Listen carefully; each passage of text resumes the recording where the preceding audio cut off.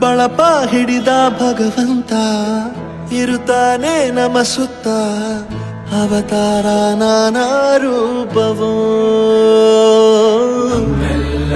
ಹಣೆ ಬರಹ ತಿದ್ದಿ ಬರೆಯಲು ಕತ್ತಲೆಯಿಂದ ಬಹಂತ ನಮ್ಮ ಕೈಯ ಹಿಡಿಯುತ್ತ ಕರೆದೊಯ್ದ ಬೆಳಕು ತೋರಲು ಭಯವಾಗಿ ಗದರೋದು ನಮ್ಮ ಬೆಳೆಸಲು